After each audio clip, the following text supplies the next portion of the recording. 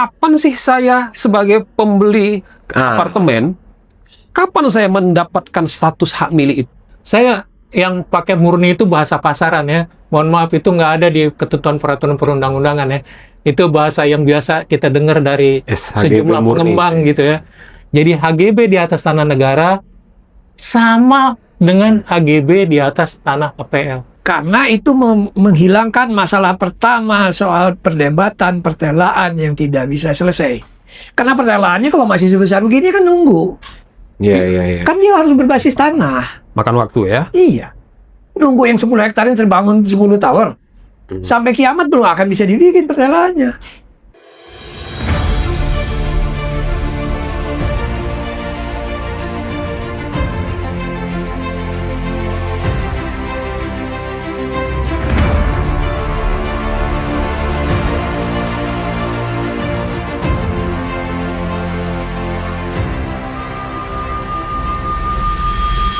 Oke, Pak Yoni, apa kabar? Ketemu lagi kita. Baik, Sehat kan? Aan, sehat. Menjelang Agustus, Harus. 17 Agustus kita sehat dan Panjat bernikah. Pinang katanya tahun ini makin licin nih. Kita harus tetap semangat. Tetap Agustusan semangat. Walaupun nggak harus nambah tinggi pagar. Nggak nambah tinggi pagar. Itu kayaknya buat next episode lah. Pagar yang semakin tinggi dengan segala isunya yang jadi liar. Iya. Karena di depan kita udah ada lagi nih Bang Rizal. Bang Rizal.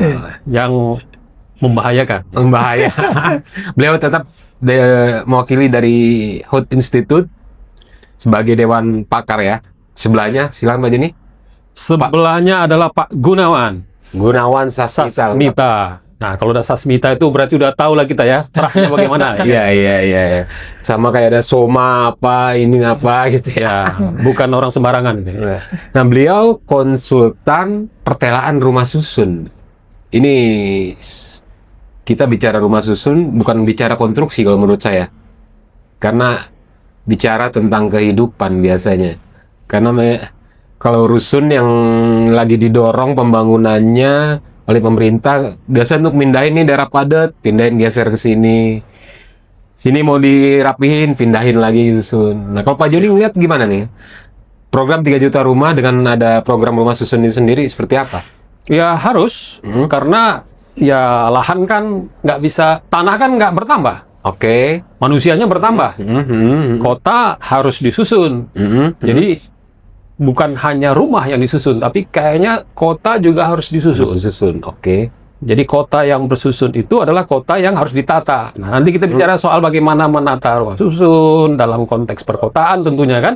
Iya. Nah, kita hadirkan ini karena memang kebutuhan hari ini adalah rumah susun. Rumah susun, oke. Ini hal yang tidak boleh dinafikan. Saat ini tanah berkurang atau setidaknya tetap, maka alternatifnya tidak ada lain, yaitu ke atas, vertical housing. Oke.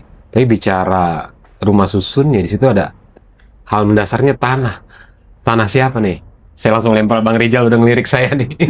Yang ideal program rumah susun ini tanahnya milik siapa? Dari swasta seperti yang sudah ada berseliweran dihibahkan, atau negara menyiapkan, atau seperti apa? Rizal. Seperti apa ya? Seperti apa ya? Karena harus clear dulu menurut saya Pak Joni di awal. Ya, memang harus ada tapaknya. Tapaknya itu. Ya, Tapaknya memang. itu ya tanahnya. Silakan ada Pak Rizal. tanahnya. Nggak usah tanpa tedeng aling-aling lagi nih. Gimana menurut Pak Rizal? Udah betul atau Ya tidak jalan? kira-kira beginilah. Memang tanpa ada tanahnya susah juga mau bikin rumah susunnya di laut. Iya. Tapi kan kita tanah bukan bicara soal bendanya tanah, tapi tanah dengan status hukumnya, kan begitu kan? Iya. Nah, di sini dia kelihatannya mulai menjadi menarik. Karena yang saya tangkap nih upaya pembangunan rumah susun disebut-sebut di atas tanah BMN persisnya. BRN. Barang milik negara. Oke. Bukan tanah negara ya. Beda lagi per definisi itu antara tanah negara dengan tanah barang milik negara. Tanah barang milik negara itu sederhananya, kalau sisa peninggalan Belanda dulu dia dinasionalisir, kira-kira begitu. Atau yang baru-baru ini sejak kita merdeka itu yang dibeli dengan APBN. Itu menjadi tanah barang milik negara. Tapi kalau tanah negara dalam pemahaman mohon maaf nanti kalau Pak Gunawan bisa perbaiki. Tanah negara itu tanah yang masih belum pernah diterbitkan hak atasnya. Itu terdaftar sebagai tanah negara. Gitu kira-kira. Nah, kelihatannya yang kita mau bahas karena ini terkait rencana mau membangun rusun di atas tanah KAI, di atas tanah yang lain-lain lah, tanah BUMN. Berarti itu kan statusnya tanah pada lembaga pemerintah atau BUMN itu statusnya kalau nggak salah ada 2 jenis. Kalau yang dipakai untuk penyelenggaraan tugas namanya dapat hak pakai. Untuk kantor, untuk apa segala macam itu hak pakai. Tapi yang diserahkan pengelolaannya itu dapat hak pengelolaan. Dan bahkan per definisi hak pengelolaan itu bisa dikerjasamakan atau apa untuk menunjang tugas, kira-kira begitulah. Jadi terkait dengan adanya pendapatan. Nah, mungkin sampai situ dulu. Saya mau kita mulai dari dasar pemikiran itu dulu. Kalau sudah, kan nggak mungkin kita manfaatkan untuk rumah susun ini di atas tanah hak pakai ya. Itu kantornya ditimpa, kira-kira begitu. Iya. Gedung pemerintahan atau gedung kantornya itu di atas tanah hak pakai itu kalau instansi pemerintah, lembaga pemerintah. Kecuali tanah-tanah hak pengelolaan yang biasanya masih kosong kalau tanah hak pengelolaan. Nah, saya kira kita lebih baik membahas dalam konteks tanah benda barang milik negara dengan status hak pengelolaan. Disitulah dia baru bisa dibahas tentang Lebih ideal ya. ya lebih spesifik kita bisa bicara. Tapi kalau tanah negara tok bisa kemana-mana ujungnya. Oh ya. Kalau Pak Gunawan versinya gimana nih? Hal yang paling penting nih. Ya, terima kasih. Saya informasikan dulu ya.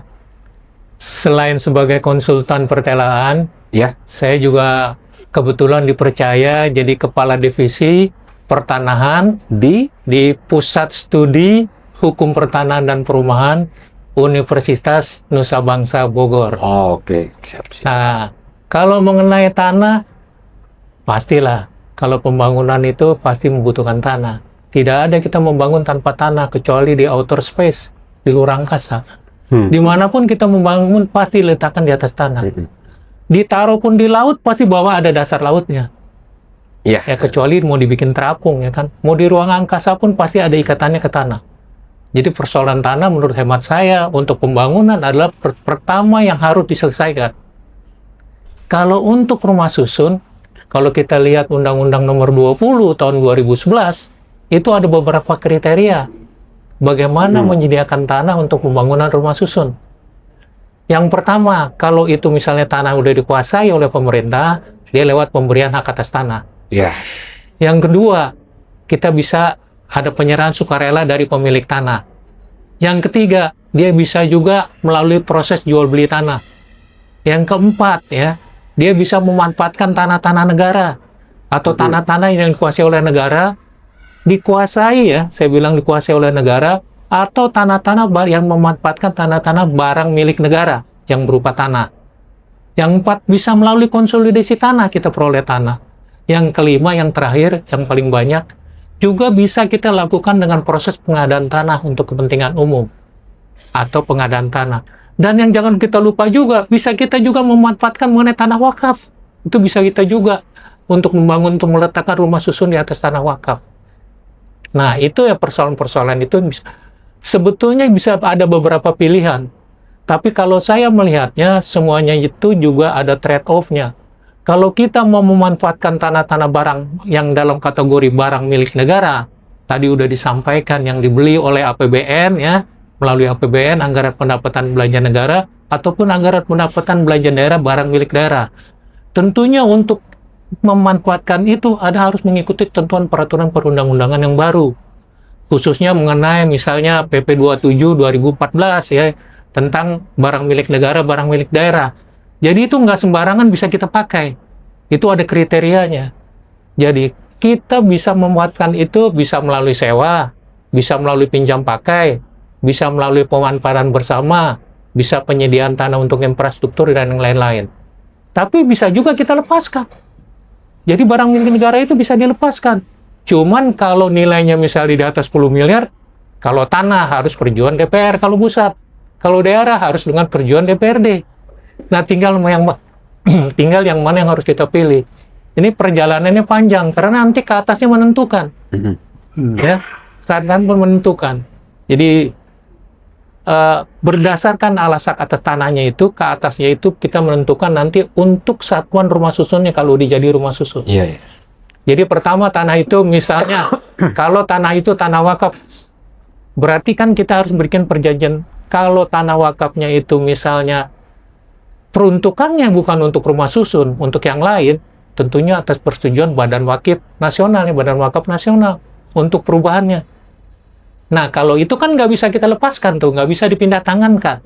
Artinya pelaku pembangunan nanti melakukan sewa-menyewa dengan pemilik. Nah, kalau dia sewa-menyewa di atasnya, ke atasnya juga sertifikatnya yang berkaitan dengan bukti kepemilikan, penguasaan dan pemilikan orang pembeli lah ya sekarang ya, misalnya gitu. Nah, itu juga akan berbeda. Ya. Termasuk juga nanti berpengaruh kepada pertelaannya, termasuk kepada NPP-nya. Jadi tidak termasuk di dalam tanahnya itu. Nah, itu kalau di Undang-Undang 20 2011 kita kenal dengan nanti ada SKBG. Ya, sertifikat kepemilikan bangunan gedung.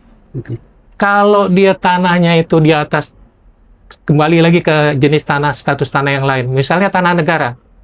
Tanah negara lah tanah yang dikuasai oleh negara. Only penguasaan. Karena negara tidak memiliki tanah. Kalau negara memiliki tanah, berarti di barang milik negara, dibeli. Itu statusnya bisa pakai. Nah, kalau barang milik negara yang lain, pasti statusnya kalau dia mau memperoleh hak pengelolaan, dia harus yang tugas dan fungsinya itu ada kaitannya. Jadi Kementerian Keuangan, ya nggak bisa dia ngelola tanah itu kan, masa saya minta hak pengelolaan, pasti hak pakai. Yang berkaitan erat dengan tugas dan fungsinya dia di dalam melaksanakan tugas. Kalau hak pengelolaan pasti bisa dipakai untuk diri sendiri, ya, atau dia untuk di pihak ketiga kan, ini keistimewaan hak pengelolaan. Nah, kalau dia di atas tanah negara murni, orang bilangnya begitu tuh kalau pemasaran tuh, ya kan? Ini HGB murni katanya itu biasa kan. Nah, artinya dia HGB di atas tanah negara. Tadi ada tambahan juga tanah negara di sini yang belum dilekati hak, ya. Tetapi juga yang paling utamanya adalah tanah yang dikuasai oleh negara. Karena barang milik negara sebetulnya juga belum dilekati hak, ada banyak. Kita beli tapi belum ada sertifikatnya. Kita beli, artinya tanah tersebut ada di dalam penguasaan negara. Pak Gunawan, Ya. Mungkin pertanyaannya saya potong sedikit. Ya. Kira-kira relasi hubungan rumah susun ini kan beda dengan rumah tapak ya. Ada tanahnya, ada bangunannya, ada orang yang tinggal di situ bisa beli, bisa sewa, bisa pinjam, bisa nyelonong, kan? Dan ada yang ngelola gitu kan. Bagaimana secara ringkas menjelaskan hubungan-hubungan mereka ini bagaimana? Baik-baik saja, ada diatur dalam undang-undang. Dan yang juga pertanyaan penting sebelum saya datang ke sini ada yang bertanya, bagaimana hak mereka dilindungi di situ? Iya. Sebetulnya semua udah diatur ya. Hampir seluruhnya sudah diatur dalam ketentuan peraturan perundang-undangan maupun peraturan pemerintah maupun turunannya. Ya, sebetulnya sudah diatur. Terus juga mengenai rumah biasa atau perumahan ya, dengan rumah susun sebenarnya tidak ada bedanya. Kalau sama-sama di atas tanah, yang dibilang landed house, yang dibilang misalnya rumah yang ke atas lah gitu kan, ya rumah susun lah kita terkenalnya. Itunya sama mengenai penghuniannya. Cuman mengenai masalah hak atas tanahnya agak berbeda. Nah, kalau misalnya saya punya apartemen, atau saya berencana beli satu apartemen, apa hubungan saya dengan tanahnya, dengan bangunannya, dan dengan unit yang saya beli? Iya. Kira-kira apa hubungannya ini? Itu ada hubungan hukumnya ya. Kalau kita melihatnya, kalau kita lihat lagi kembali, sebelum pembangunan rumah susun itu dimulai, pelaku pembangunan itu bikin pertelaan. Ya. Atau kita definisinya dulu ada rumah susun supaya nggak kelihatan tadi bedanya dengan rumah yang tapak ya. Rumah susun itu adalah satu bangunan ya, bangunan yang bertingkat, bisa horizontal, bisa ke atas kalau bertingkat, atau ke samping horizontal ya, yang distrukturkan itu secara fungsi, secara horizontal, dan dia punya bagian.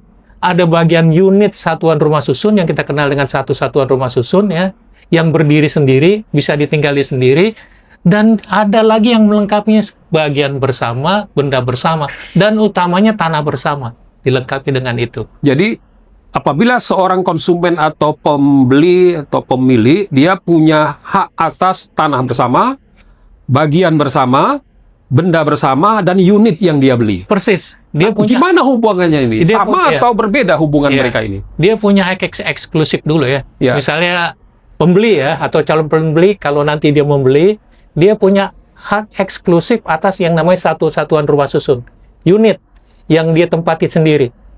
Ya. Nah, dia mempunyai juga hak atas tanah bersama, benda bersama, bagian bersama, tapi secara proporsional, yang kita kenal dengan nilai perbandingan proporsional. NPP. Nah, NPP itu adalah nilai satu satuan rumah susun yang tadi satu unit yang kita beli nilainya dibandingkan dengan seluruh rumah susunnya itu berikut tanahnya ya, pada saat akan dibangun dan pada saat menentukan harga jual. Jadi udah ada nilai-nilainya. Jadi punya hak dia. Satu, punya hak yang terhadap satu satuan rumah susun, punya hak secara proporsional terhadap tanah bersama, punya hak secara proporsional terhadap bagian bersama dan benda bersama. Jadi ada hak pribadi atas unit Benar. atau satuan rumah susunnya, Ya, ada kepemilikan bersama, benar. common property, milik bersama ya, Ya, yang itu dibagi sesuai dengan NPP. ya. Nah, kapan ini terjadi sebagai hak? Terjadi dia sebagai hak, tapi pertama itu harus dipersiapkan dari awal. Jadi sebelum pelaku pembangunan itu melakukan pembangunan, dia harus bikin pertelaan dulu. Pertelaan itu adalah satu pernyataan yang berisi gambar ya dan uraian. Itu gambar yang jelas, batas-batas yang jelas mengenai unitnya satuan tadi, batas yang jelas mengenai bagian bersama, tanah bersama, benda bersama, dan nilai perbandingan proporsional itu sudah harus ada. Jadi Dan- pertelaan itu semacam gambar-gambar unit dan milik bersama, bagian bersama, ruang apa, ya semacam side plan lah kalau Ya. untuk rumah beserta tapak. uraiannya. Beserta uraiannya. Ya. Ya. Dan itu harus sudah ada sebelum dibangun. Benar, karena itu sebagai juga untuk nanti memproses persetujuan bangunan gedung. Iya, iya. Ya, mulai bagian dari itu. Jadi semuanya diambil dari situ. Dan itu juga cikal bakal nanti untuk penerbitan sertifikat hak milik atas satuan rumah susun. Jadi yang bagiannya tadi yang eksklusif, yang satu unit itu, nanti dapat SHM Sarusut. Iya. Ya. Nah, itu juga dasarnya dari tadi pertelaan. Pertelaan itu nanti setelah diproses lebih lanjut, dibuatkan akte pemisahan rumah susun. Akte pemisahan rumah Akte pemisahan rumah susun. Ini yang buat semua pelaku pembangunan. Cuman disahkan kalau di Jakarta ke gubernur, kalau di kabupaten kota, di kabupati atau wali kota. Nah, Ya. itu harus disahkan. Oh. Ya, itu sebagai bahan, sebagai dasar alasan untuk penerbitan sertifikat hak milik atas satuan rumah susun. Nah, Ini Bang An ini penting ini para Iya. konsumen dan juga Kadang yang kurang aware. kurang aware, Nah, saya mungkin buat keduanya kurang tuh, paham ya. Bang Rijal dulu. Kenapa masyarakat kita kurang aware soal pertelaan ini? Karena ada yang menganggap nih Pak Rijal, ketika sudah bayar lunas dapat kunci, seakan-akan ini sudah punya saya gitu. Iya. Dan ini banyak sekali jadi soal, jadi kasus, jadi pertanyaan yang Betul. Sebetulnya selesai-selesai juga. ada bagian yang menurut saya masalah awareness-nya itu bukan dari sana awalnya. Oh. Atau sengaja disembunyikan? Iya, seperti awal cerita saya tadi.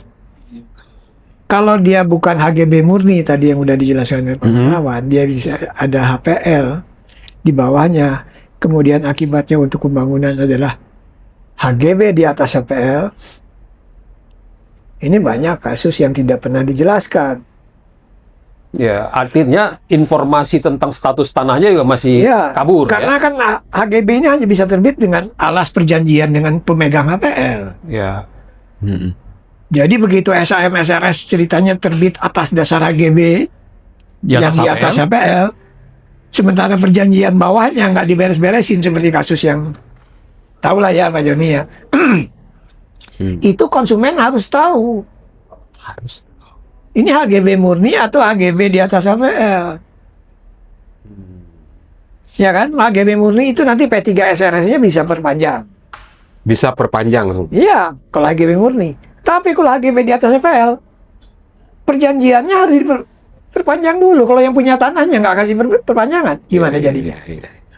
Masih ada hubungan Iya, hukumnya dengan si pemegang HPL. pemegang HPL. Ya, jadi memang kembali ke cerita soal alas haknya nih. Sebelum kita masuk ke cerita pertelaan ya. Ya.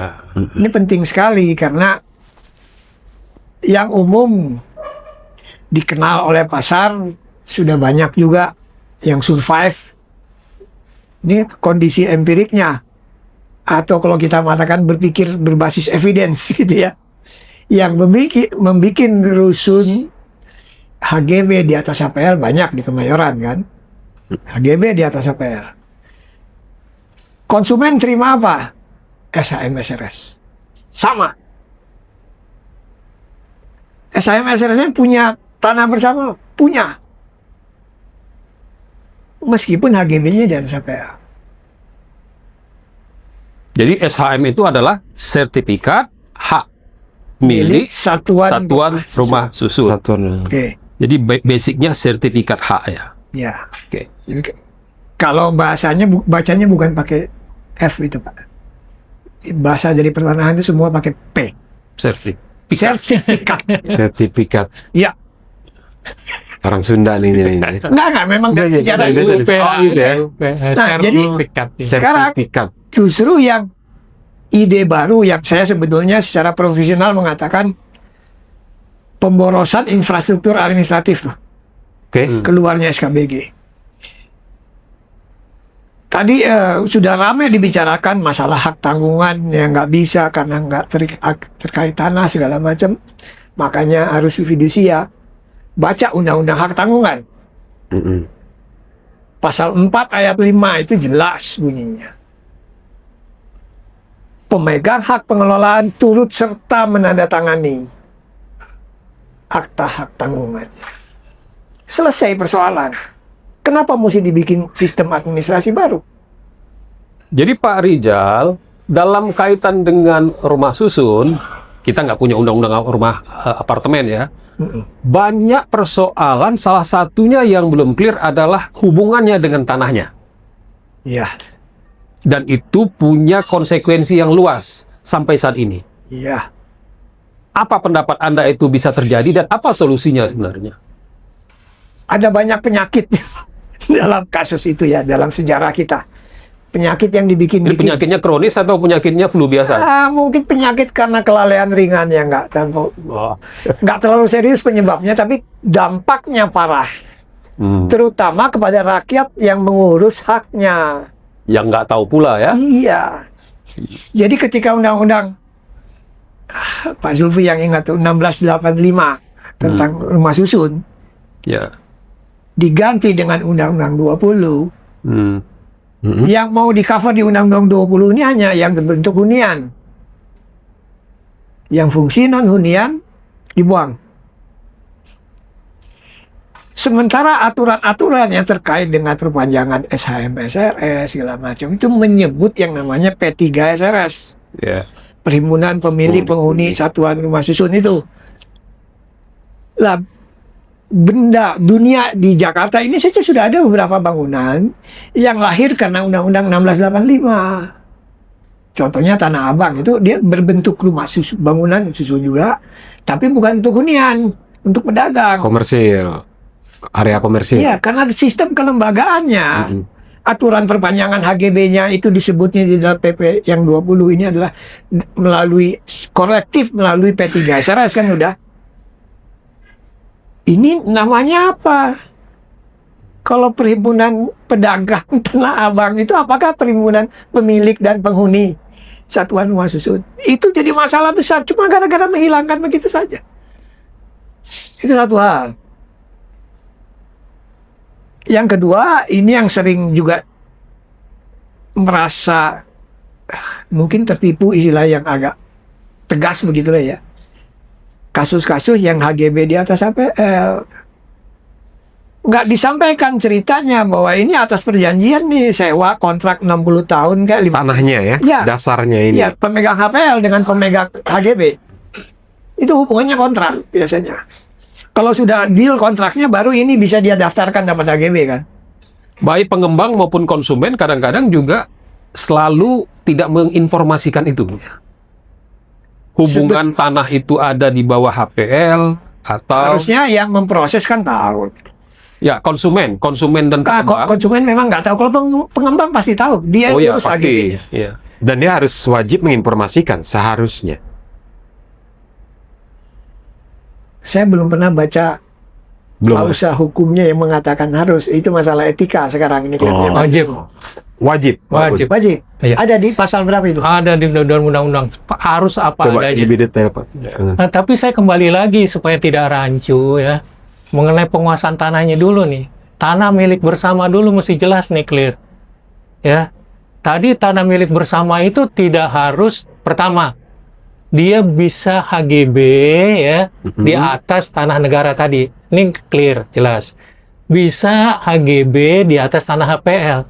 Tapi juga bisa di atas tanah berdasarkan perjanjian kerjasama atau sewa yang tadi. Sewa tadi. Ya ini tiga-tiganya menurunkan produk nanti yang berbeda. Perlakuan treatmentnya juga berbeda. Kalau HGB di atas tanah negara, itu tanah bersamanya nanti punya perbandingan proporsional. Jadi setiap pemilik satuan rumah susun itu punya hak secara proporsional atas tanah bersama. HGB di atas tanah negara. Yang berikutnya juga sama. Apabila itu di atas HGB di atas tanah HGB di atas APL, pemilik satu satuan rumah susun itu punya juga hak secara proporsional terhadap tanah bersama HGB yang di atas APL. Ya. Yang ketiga, yang tadi pemilik satu satuan rumah susun, ya, dia punya tidak punya tanah bersama terhadap tanah yang dibangun di atas berdasarkan perjanjian sewa atau perjanjian kerjasama. Tidak ada. Ini bedanya. Nah, yang terakhir ini yang lahir SKBG, surat kepemilikan bangunan gedung. Yang kesatu, yang kedua ini surat SHM Sarusun kita bilangnya. Yang kedua SHM Sarusun. Bedanya apa ini dengan SHGB murni di atas tanah? Saya yang pakai murni itu bahasa pasaran ya. Mohon maaf itu nggak ada di ketentuan peraturan perundang-undangan ya. Itu bahasa yang biasa kita dengar dari SHGB sejumlah murni. pengembang gitu ya. Jadi HGB di atas tanah negara sama dengan HGB di atas tanah APL. Bedanya di mana? Bedanya nanti kalau mau dilakukan perpanjangan HGB-nya harus dengan persetujuan pemegang APL. Kalau untuk yang di atas tanah negara tidak perlu. Kalau mau dijual harus persetujuan pemegang APL. Kalau mau dipindah tangankan harus dengan persetujuan pemegang APL. Kalau mau diagunkan harus persetujuan pemegang APL. Bedanya itu. Jadi kalau yang pelaku pembangunan yang memperoleh HGB di atas APL, dia punya kewajiban juga sesuai dengan perjanjian harus membayar uang wajib tahunan atau apapun kepada pemegang HPL. Sekarang apa HPL? Apa bedanya dengan HGB? HPL itu kita bilangnya itu pelimpahan sebagian hak menguasai negara ya. Hak menguasai negara. Jadi pangkal yang di atas kepada pemegang hak yang kita bilang hak pengelolaan. Nah, dari hak pengelolaan itu bisa dipakai sendiri, bisa di atasnya diberikan hak di pihak ketiga kan. Ya. Nah, kalau yang tadi hak guna bangunan di atas tanah negara, itu hak guna bangunan memang lahirnya dari hak. Kalau ini pelimpahan sebagian kewenangan. Makanya dia punya kewenangan juga untuk mengatur. Tadi, memberikan kepada pihak ketiga, membuat perencanaan peruntukan penggunaan tanahnya, pemanfaatan tanahnya, terus mau di pihak tiga kan atau mau dipakai sendiri. Nah, itu mesti jelas. Karena tadi, kalau tanahnya itu akan berhubungan terus sampai ke atas.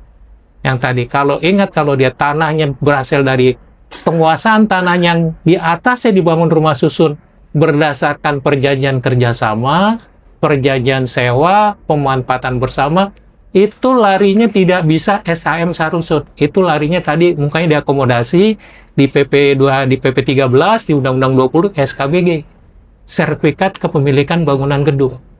Kalau yang tadi itu diakomodasi jadi SHM Sarusun, yang di atas tanah negara, GB di atas tanah negara, SHM Sarusun. Yang dua ini bisa nggak diagunkan? Bisa. Itu dengan dasar tadi Undang-Undang Hak Tanggungan. Yang SKBG bisa nggak diagunkan? Bisa dengan fidusia. Nanti di mana disimpan fidusianya? Di Kementerian Hukum. Gimana itunya SKBG yang nerbitkan? Yang nerbitnya adalah salah satu instansi dari pemerintah daerah yang berurusan dengan urusan perumahan.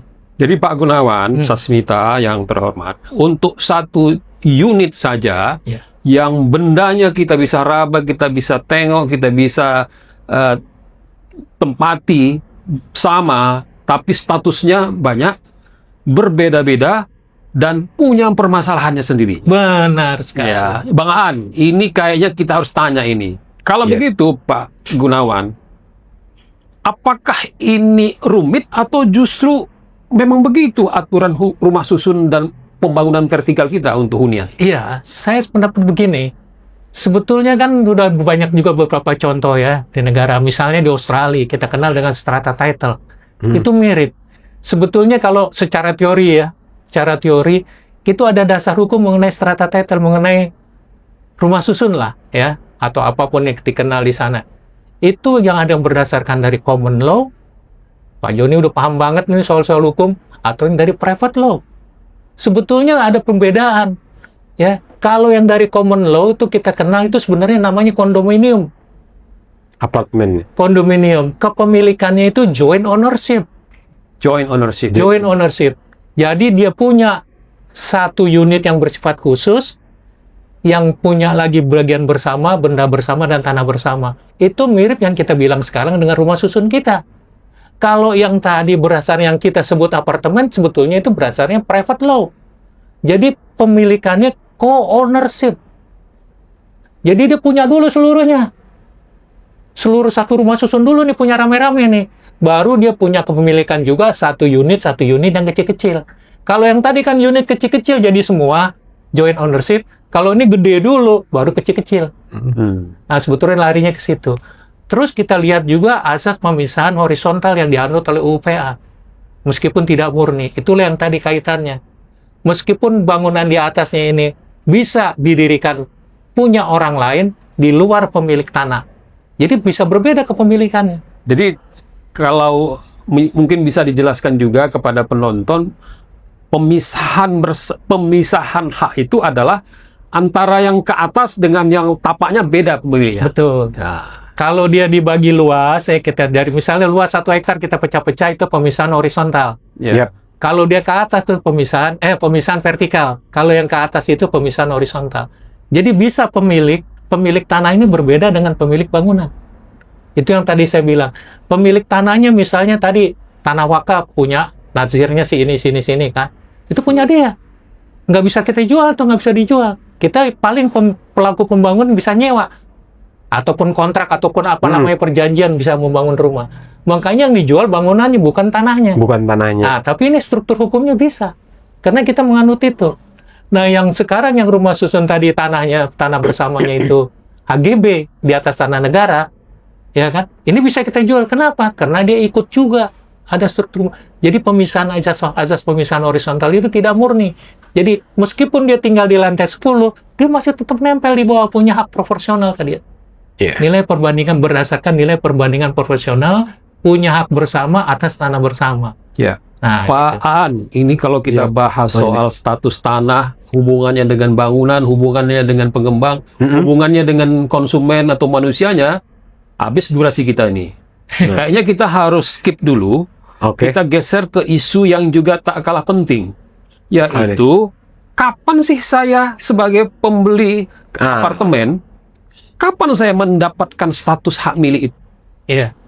Ada yang lapor ngadu kepada saya, Pak, saya udah lunas, tapi ketika dia pilot, kok itu dianggap masih barang dia, masih tercatat di akuntansinya masih milik mereka. Jadi Bang Aan, mungkin saya titip pertanyaan, kapan sih sebenarnya kepemilikan itu terjadi? Dan lagi-lagi konsumen yang Selalu korban. dikalahkan. Selalu Iya. dikalahkan. Iya. Walaupun udah Pasti. PPJB lunas. Ya. Ternyata masih punya orang gitu. Jadi ada cerita-cerita gelap juga di situ, Iya. Pak Gunawan. Silakan, Pak. Sebetulnya menurut ketentuan peraturan perundang-undangan ya, maupun Undang-Undang 20 2011 maupun PP 13-nya ya tahun 2021 itu sudah menjelaskan itu. Itu boleh dipromosikan, boleh dipasarkan setelah dia terbangun 20%. Terbangun 20%. Ah, boleh sih. Hanya tidak dijelaskan terbangunnya apakah satu bangunan, bagaimana kalau satu kawasan ada berapa tower gitu, tidak jelas ya. Oh, jadi udah jelas, udah terbangun 20%, 20% ya dari boleh lantai. dipromosikan, Boleh dipromosikan. boleh dijual. Iya. Basement berarti udah bisa tuh. Iya. Ya. Kalau basementnya Boleh. 3 lantai. Nah, Jadi kalau belum terbangun, masih proses untuk serah terima hibah misalnya, boleh nggak dipromosikan? belum dulu, yang sekarang penjualan dulu kan. Oke. Kalau hibah itu kan berarti ada pemberian, udah ada transaksi. Nah, transaksi itu dimulai karena bangunan belum selesai seluruhnya. Tentunya pada saat peraturan itu dikeluarkan ya, sekarang udah bisa juga penerbitan SM Sarusut secara bertahap. Ada lagi nih sekarang nih, karena untuk memudahkan itu supaya nggak macet. Kalau dulu kan selesai dulu semua, Ya. ya, baru bisa diterbitkan SM Sarusun.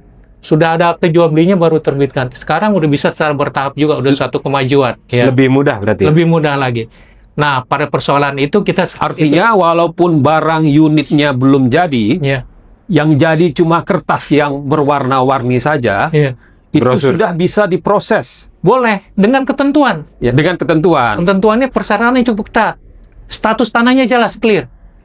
PBG-nya clear. PB clear. Ya, pertelaannya clear. Persyaratan teknisnya udah oke. Dalam rencana ya, Dalam rencana. dalam rencana. Karena pertelaan itu juga dibuat sebelum rumah susun itu dibangun. Jadi semua dalam rencana, ini kita perhitungan dari awal. Ya, jadi kalau berdasarkan itu terus dia firm. Di dalam perjalanan ini tidak ada perubahan-perubahan. Dikasih tahu dia, kalau memangnya sudah oke karena bangunan belum jadi, sertifikatnya belum ada, maka belum diproses jadi bikin akte jual beli, tapi PPJB dulu. Pengikatan perjanjian jual beli. Nah, pengikatan perjanjian jual beli ini kan artinya dia akan kita melakukan pengikatan. Sering-sering tadi, kenapa proses perjalanan SHM Sarusun ini kok nggak kelar-kelar? Di dalam perjalanan dia ada perubahan izin pemanfaatan, izin fungsi, dan pemanfaatkan di dalam perjalanan itu. Sehingga yang tadinya dia alokasikan untuk bagian bersama, benda bersama, misalnya kan, tanah bersama, taruh ada tanah bersama nggak berubah. Yang tadinya untuk misalnya musola, ternyata dirubah jadi Kios. kios. Nah, kenapa hal itu bisa terjadi, Pak Gunawan Sasmita? Itu karena pengendalian. Bahkan saya nangani kasus, Iya, bukan cuma musola yang berubah, iya. unitnya pun pindah. Nah, lebih. iya. Nah, Itulah, sehingga kalau sudah ada pertelaan, apakah dibolehkan hal yang tidak seperti boleh siogianya. Tetapi pertelaan juga bisa dirubah. Bisa dirubah, dibuat lagi, disesuaikan, kembali lagi untuk disahkan. Oke. Atas persetujuan. Nah, persetujuan pemerintah daerah. Yang Nah, tapi menariknya dari kasus Bang Joni tadi ya, ujungnya konsumen juga kan. konsumen Iya. yang dirugikan? kalau dirubah itu harus terbuka. Jadi sistem pemasaran promosi itu harus terbuka. Jadi Pak Gunawan, bukankah ketika sudah lunas, sudah terjadi peralihan hak, gambar, unit nggak bisa pindah ke lantai yang lain? betul, kalau itu betul. Tapi yang ada kan bukan perubahan letak, yang ada adalah perubahan fungsinya, Perubahan fungsi. functionnya, Oke. fungsi dan pemanfaatannya tadi. Misalnya harus musola, jadi tadi toko kecil misalnya Oke, kan, ya. dirubah sama dia kan. Yang tadi selasar, dibangun toko-toko kecil kan. Ya sehingga selasarnya kebagian yang tadinya misalnya luasnya 3 meter atau jalannya berapa meter, 1,5 meter, kepotong lagi kan, lebih kecil Tapi lagi. ada juga kasus yang semula saya di surat pemesanan dan di PPJB di lantai 1102, tiba-tiba Berubah semua ke ya? 12.014 gitu. Oh ya, itu tidak boleh, itu menyalahi itu. Oke, kembali kepada pertanyaan sebelum Iya. ke Pak Rizal. Nah, Kapan timing peralihan hak itu Peralihan- kepada pembeli? peralihan hak setelah dilakukan setelah pembuatan akte jual beli di hadapan PPAT. Jadi udah otomatis begitu dia dibuat akte jual beli, ditandatangani secara sah di hadapan pejabat pembuat akte tanah, pembeli sudah jadi pemilik. Pembeli sudah jadi pemilik. Benar.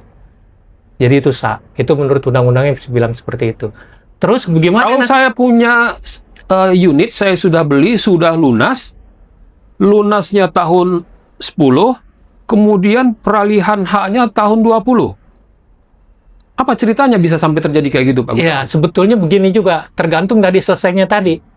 Apabila di dalam proses perjalanannya tidak ada perubahan izin fungsi dan pemanfaatan ya, jadi itu berpengaruh juga pada perubahan PBG, nanti bisa berubah juga. Nah, itu bisa juga pertelaan dirubah, PBG bisa berubah. Nah, ini kalau ini nggak selesai, nggak clear, SHM Sarusun ini nggak clear. Karena dari pertelaan ini, ya itulah yang akan dijadikan membuat akte pemisahan. Dari akte pemisahan SHM Sarusun. Jadi, bukan seperti satu ya. Misalnya penjual, saya beli nih, bikin akte jual beli. Dari pengembang saya, tidak juga, nggak direct begitu. Itu SHM Sarusun dibuat dulu atas nama pelaku pembangunan seluruhnya, seluruh unit. Satuan rumah susun misalnya ada 50 unit, itu semuanya atas nama pelaku pembangunan. Dipecah dulu. Ya. Nah, tapi dalam banyak kasus, konsumen sudah lunas, sudah dapat AJB, sertifikat belum jadi, tapi tiba-tiba perusahaannya PKPU atau kolaps, sementara mereka belum punya haknya. Nah, Banyak. jadi begini. Bisa dijelaskan hal itu mengapa terjadi? Itu kalau case-nya seperti itu memang ada beberapa contohnya juga, kita nggak menutup mata ya persoalan itu. Tapi menurut hemat saya, persoalannya karena tadi di dalam perjalanannya itu terjadi perubahan-perubahan sehingga tidak terbit berlarut-larut. Ya. Kalau dia misalnya terus yang berikutnya juga sertifikat layak fungsi, jangan lupa juga persyaratan juga itu. SLE. Ya, itu dilihat dulu kelayakannya juga kan. Nah, kalau ini pertelaannya berubah tadi, fungsi pemanfaatannya berubah, pertelaannya berubah, PBG-nya berubah. Meskipun ya, secara de facto berubah itu kan nanti akan disurvei juga, dilihat. Tetapi yang secara administrasi belum dilakukan perubahan, kan jadi macet. Jadi perubahan-perubahan itu mengakibatkan juga konsekuensinya kepada konsumen. Bener. Sekarang ke Pak Rizal nih. Pak Rizal sebagai perencana pembangunan lah, termasuk pembangunan rumah susun. Kasus seperti ini banyak terjadi dan bagaimana penjelasannya, Pak? Bisa terjadi itu, mengapa itu bisa terjadi dan apa solusi yang selama ini pernah ditawarkan dalam kasus konkret oleh otoritas pemerintah atau pemerintah daerah? Nah, sebelum itu saya jauh nambahkan, Mas. Soalnya kementerian juga akan mendorong pembangunan rusun ini di Jabodetabek lah khususnya kan. Udah ada kayak di Mekarta kan udah dipersiapkan 30 hektar. Nah, biar tidak pengulangan. Akhirnya ketemu masalah yang sama lagi dan tidak akan pernah selesai. Justru itu Bang Aan.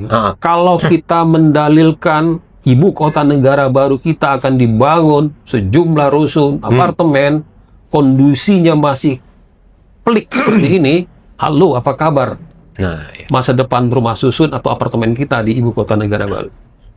Ya, Silakan Pak Rizal. saya coba menjawabnya sedikit-sedikit. Karena memang cukup pelan prosesnya bisa berjalan di pemerintah ya. Mulai dari cerita tanah. Ya tadi segala macam delay itu tadi kalau mau dibahas agak mendalam. Kenapa pertelaan nggak jadi-jadi? Itu biasanya dalam satu tanah akan ada 2 gedung. 2 tower, Ya, bahkan lebih. ya. Yang ini belum akan selesai kalau ini selesai kan? oke. Pertelaannya satu hal. Untuk kasus seperti itu sudah diupayakan melalui kemarin PP 28 tuh. Diwajibkan untuk setiap rumah susun di awal dipisahkan harga Per tower. per tower. Itu Kan udah banyak bunyi, sekarang super block nih. sudah Ada- bunyi klausannya di dalam lampiran 1H PP 28. Ini dipecahkan apanya Pemisahan. nih? Dipecahkan Jadi misalnya HGB saya lahannya. sebesar ini. pemecahan lahan, Ya. split. Saya punya HGB, anggaplah yang murni, gitu kan ya, Yap. 10 hektar. Yap. Saya perlu cuma 5.000 buat satu rusun. Sekarang syaratnya Anda desain dulu tanahnya untuk yang rusun ini berapa besar. Pisahkan. Oh. Kalau nggak keluar izin. nggak bisa masuk pemasaran, nggak bisa. Pisahkan per rumah susun itu udah wajib. Ada klausannya di PP. Per tower itu ya? Per tower. Hmm. Karena itu menghilangkan masalah pertama soal perdebatan pertelaan yang tidak bisa selesai. Karena pertelaannya kalau masih sebesar begini kan nunggu. Iya. Kan dia harus berbasis tanah. Makan waktu ya. Iya. Nunggu yang 10 hektar yang terbangun 10 tower. Sampai kiamat belum akan bisa dibikin pertelaannya. Satu. Yang kedua baru masalah-masalah tetek bengek yang kayak tadi tuh. Perubahan. Udah dicekek lagi. Oh. Yang terkait dengan unit. Gambar unit. Ini baru kemarin finalnya nih, saya belum sempat saya baca, jadi saya baru dapat diminta masukan dari konseptor dari drafternya di PKP. Jadi sekarang desain, gimana saya menjelaskannya? Menghitung luas unit, Ya. itu antara dinding pembatas antar unit itu sampai as. Titik tengah. Ya. Dinding ke selasar dan keluar Belakang. itu sampai bagian dalam. Jadi dinding dalamnya, batas dinding dalam. Ini menghilangkan juga satu penyakit yang dibikin-bikin, itu merubah-rubah unit. Iya. Saya sebagai pembeli, Pak Joni sebagai penjual, Pak saya unitnya kurang luas, saya mau gabung 2 unit jadi 1. Saya hilangkan dindingnya. Kasusnya ada yang bikin pertelaan dinding pembatas itu termasuk merah. Dinding nih. Begitu dibuang, faktor pembaginya berubah nggak? Merahnya. Iya. Tapi kalau as ke as, nggak berubah dia. Begitu ada yang merubah dinding, dia tembus, dia gabung 2, faktor pembaginya tidak berubah pada perhitungan nilai perbandingan proporsionalnya. Tapi kalau dinding ini, dinding pembatas antar unit, dibikin merah. Begitu dia dibuka, anggaplah ketebalannya 15 cm, panjangnya 8, itu 1,2 meter persegi sendiri kan? Itu berubah pembagiannya. 2 itu yang udah ketangkep. Yang ketiga, perilaku merubah-rubah yang kayak tadi. Merubah-rubah misalnya di lantai dasar nih. Ya. Ada yang mau disertakan sebagai bagian bersama begitu. Atau mau ada bagian yang mau dijual juga kepada konsumennya, bukan penghuni. Konsumennya komersial, misalnya untuk minimarket. Yap. Yang paling minimarket. Memang ada yang konsumen itu mau beli. Jadi kalau memang itu boleh dibeli, dia maunya beli. Meskipun bagian ke atasnya dibeli oleh penghuni lah ya. Yang bawah itu konsumen komersial yang beli. Jadi connecting ke bawah. Ya. Biasa kan lantai dasar macam-macam. Iya. Dan ya itu penyakit itu belum bisa kita temukan persoalannya sekarang. Bagaimana menyelesaikan? Jadi kalau yang soal, saya ulang ya, terkait dengan tanah besar. Iya, hamparan nih kan. Potong rumah susun. Iya. Nggak mau potong, nggak diproses, selesai aja. Terus unit yang katanya juga menjadi persoalan, membuat pertelaan itu menjadi panjang ceritanya. Begini harusnya bikin gambar pertelaan itu. Udah selesai kalau yang itu. Tinggal yang cerita perubahan-perubahan lain nih, belum ketemu jawabannya. Jadi perilaku, karena begini, pada saat yang bersamaan kita ngomong ini juga sedang ada yang dimatangkan, kan udah dengar ya. Rusun Mekarta itu rencananya pakai KPA inden. KPA inden. Ini menarik juga nih. Bayangkan ya, PPJB saja yang KPA-nya normal, artinya uangnya diterima pada saat barang jalan kan, barang ada. Inden tuh artinya masih dalam bentuk angin, uangnya sudah cair. Dalam bentuk gambar kali Pak. Iyalah, hubungannya apa nanti dengan resiko? Ya, yang sudah nyata-nyata harus 20%, Udah ada kegiatannya kan, udah 20% baru boleh dijual. Ini bisa dijual dalam keadaan inden.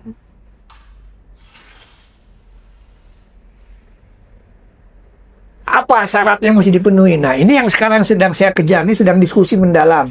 Terus digodok berarti nih yang Ya, dalam pasal 1320 ini kan Pak Joni kebetulan lawyer nih. 1320 KUH Perdata ada 4 syarat sahnya perjanjian, betul ya? Yang selalu menjadi persoalan adalah objek yang diperjualbelikan. Ya.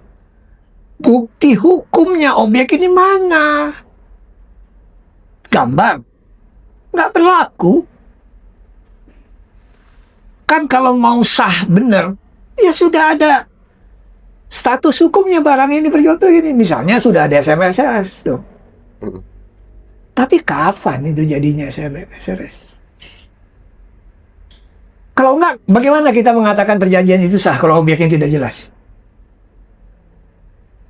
Coba, gimana Pak Joni sebagai lawyer ya? Lepas dari barangnya belum ada, artinya kan KPA Inden ini untuk mempermudah skema pembiayaan. Mempermudah Karena program pemerintah. Karena program pemerintah dan artinya itu juga memudahkan target pencapaian. Atau biar nggak mangkrak lagi bangunnya. Konsumen biar enggak juga. nggak juga. Oke. Mempermudah buat konsumen tidak. Kalau menjawab seharusnya lebih murah mungkin. Seharusnya. Ya, ini secara kalkulasi sederhana kan. Kalau dia si pengembang tidak perlu mengambil kredit komersial, tapi dibeli secara inden oleh pengembang, oleh konsumen, kan uangnya nggak ada cost of money-nya. Misalnya saya mau beli rusun berapa? 400 juta inden ya. Saya serahkan uang 400 juta tuh.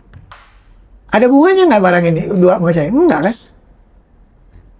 Harusnya lebih murah dong dibanding dia dapat 400 juta minjem dulu dari bank. Ya, itu logika pertama. Tapi Pak, secara kenyataan memang jual beli apartemen atau rumah susun ini, apartemen lah ya, memang secara de facto memang inden. Udah lunas tapi barang kagak ada. Ya, yang selama ini inden secara keperdataan.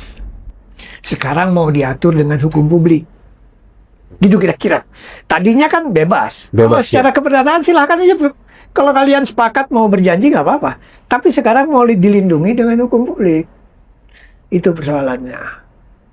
Nah, pertanyaannya adalah menurut Pak Rizal, nanti ditambahi Pak Gunawan, sejauh mana itu melindungi konsumen?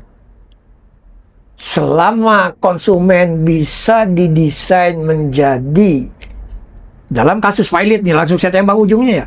Dalam kasus pilot, ketika konsumen statusnya menjadi kreditur separatis, baru aman. Apa artinya kreditur separatis? Konsumen harus memegang hak tanggungan yang bisa dia eksekusi langsung. Itu kreditur separatis. Gimana caranya? Ini mesti diurut ke cerita, bagaimana cerita pertelaan, bagaimana. Inilah awalnya sekali ditangkap HGB Perumah Susun. Pertawar. Sini dia ditangkapnya sebelum pecah ke atas.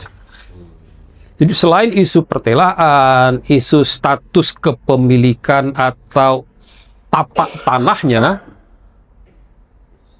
relasi terkait dengan penyerahan dan pengalihan barangnya pun masih bersenabung, masih bermasalah sekali. Masih sangat kusut.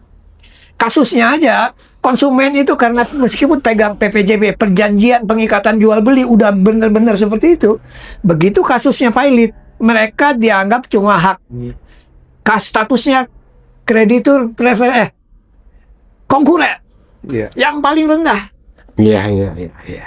Dapat Masih ada kreditur preferen, masih ada kreditur separatis. Oke. Dalam konteks kita ingin menata kembali pembangunan rumah susun, hukum rumah susun, dan setakat ini sedang dibahas RUU Omnibus Perumahan, apa yang bisa Pak Rizal dan Pak Gunawan sarankan terkait dengan bukan cuma soal tanah, unit, pertelaan, tetapi juga cara penyerahan. Kayaknya ini jadi pertanyaan terakhir nih. Ya, kalau gitu pendek aja lah. Dan ini penting bagi Penting, konsumen harus supaya mereka dulu, punya harus kepastian dalam. untuk tanam Pak John. uangnya, belanja dan beli. Iya. Pak John. Karena sebulanan ini banyak contoh Ya. konsumen teriak-teriak. Tapi Terkait- Pak Gunawan kayaknya punya Iya, jurus penyelamat nih. Justru nyaman. Oke. Bukan juru penyelamat ya. Siap. Saya ingin tadi, mohon maaf Pak Rizal, itu sudah ada jalan keluarnya. Jadi tidak perlu kita satu tower, satu bidang tanah. Karena lingkungannya nanti satu sistem. Oke. Jalannya itu satu sistem. Utilitasnya satu sistem. Ya kan, yang lainnya semua satu sistem. Jadi sebetulnya udah jalan keluarnya tadi waktu di awal saya bilang.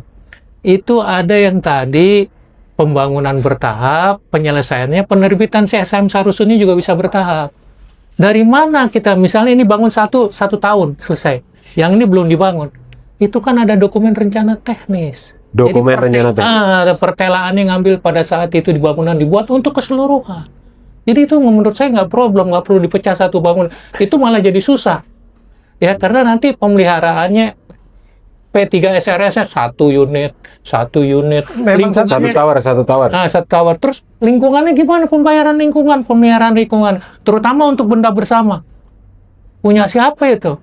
Punya tanah yang ada di sini, apakah di sini nanti punya atau punya yang beramai-ramai? Itu akan kesulitan kalau Itu pemecahan. sudah diatur di Permen Nah, 4 2025 itu. 2025. udah itu saya Ya, baca bukankah ini persoalan mendasarnya adalah kekisruhan dan tidak pastinya regulasi Iya, intinya? justru gini, Dalam hal ini adalah undang-undang rumah susunnya. persoalannya bukan persoalan masalah pengelolaan yang gampang sekali Kalau diatur. menurut hemat saya, Itu Pak, masalah resiko yang ditanggung oleh adalah konsumen.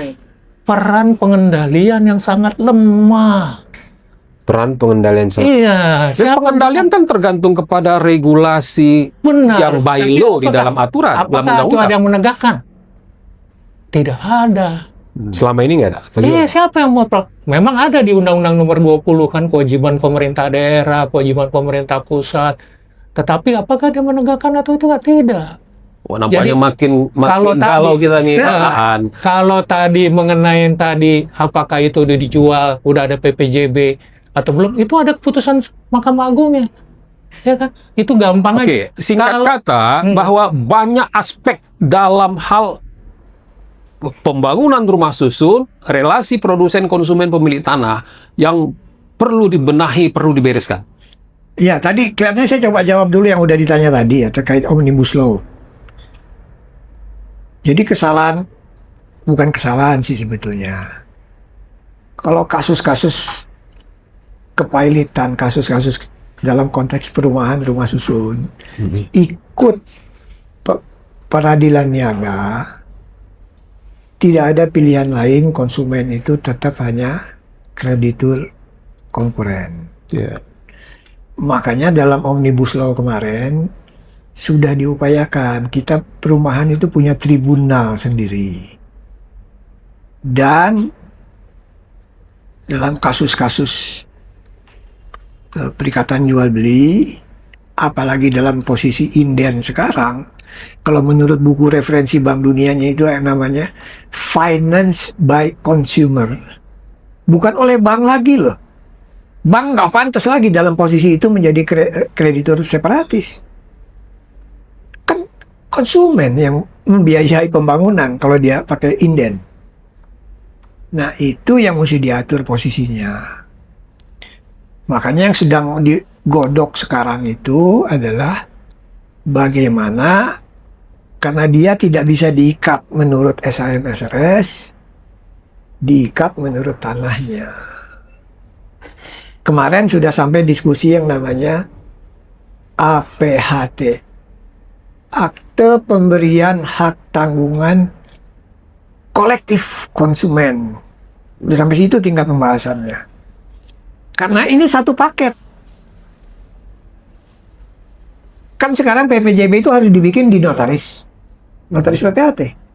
Pada saat yang sama kalau dia inden dengan akad kredit, ya kan? Dan pada saat yang sama ini harus ada jaminannya semua. Terbitkan APHT-nya. Ya, satu Di tempat yang sama. kesatuan ya. Satu kesatuan. Itu sudah sampai tingkat itu pembahasannya. Ya. Tinggal apakah